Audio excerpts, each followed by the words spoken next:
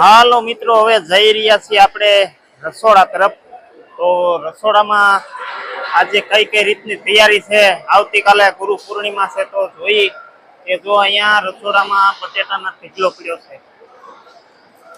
જો આવી રીતે આ બટેટા લગભગ 2 ટન જેવા બટેટા છે અને આ ગાડી બકાલાની ભરેલી આવેલી છે. જો આની અંદર ટિંડોરા ને એવું બધું છે.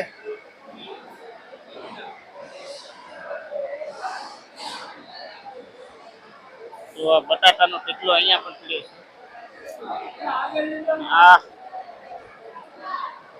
બટેટાની ઝીણું કરી છે ને અહીંયા તો રીંગણ, કાકડી અને અહીંયા સેવા વાળા માણસો અહીંયા શાક સુધારી રહ્યા છે. રીંગણાનો ઢીકલો.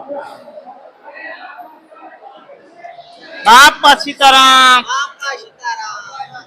જો ભાઈ સેવા ગ્રુપ અહીંયા સેવાનું કામ કરી રહ્યા છે અને આ જો આમાં પણ સીધું સામાન ભરાઈને આવ્યું છે.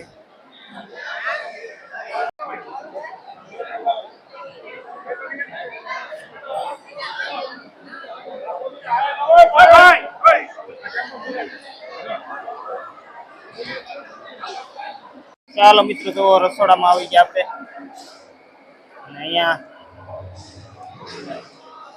તડામાર તૈયારી ચાલે છે. તો લીલા શાકભાજી, આદુ, લીમડો, ટમેટા, અહીંયા લોટ બાંધે છે રોટલીનો. જો વિશાળ,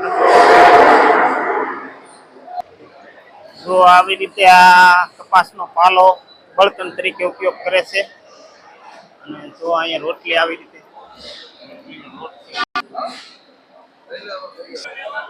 અહીંયા રોટલી બનાવી રહ્યા છે, શેડવી રહ્યા છો. અહીંથી તેને બળતણ નાખવામાં આવે છે. આ સિંગલ રોટલી, આ કપાસનો પાલો કહેવામાં આવે, બળતણ તરીકે આનો ઉપયોગ થાય છે. જો મિત્રો, આ દાળનો ટોપ છે. તો અહીંયા ઓટોમેટિક દાળ બની અને નીચે આવતી રહે. આ ઉપર મોટા મોટા ટોપ. જો મિત્રો, અહીંયા શાક અને સામે દાળના ટોપ છે. પાણી ગરમ કરે છે આ દાળ બનાવવા માટે. જો મિત્રો, આ શાક સીતારામ શાક.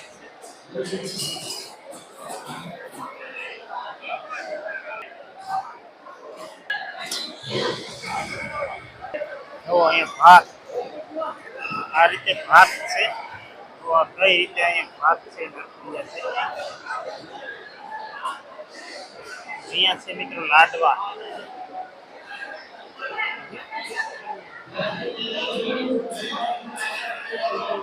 આ છે લાડવા.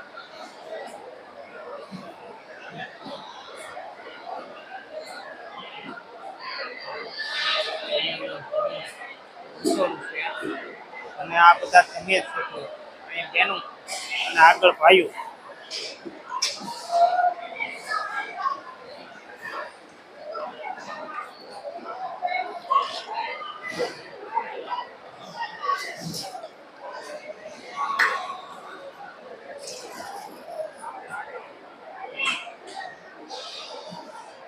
સ્વયંસેવક ભાઈઓ બહુ સરસ રીતે અહીંયા સેવા આપી રહ્યા છે. અને જો આ દૂધ, દૂધ છે મિત્રો. દૂધ પણ અહીંયા યાત્રાળુઓને અપાય છે.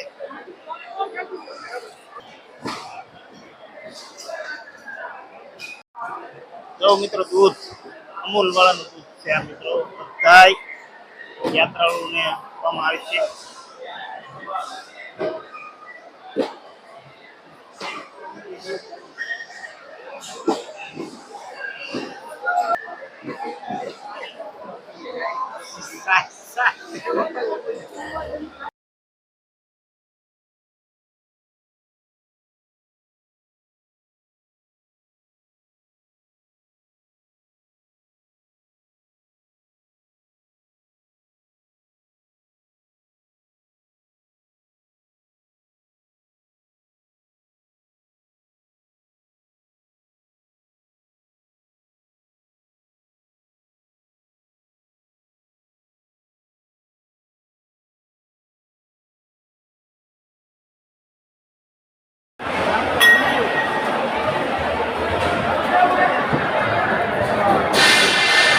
પ્રસાદ વિભાગ બગદાણા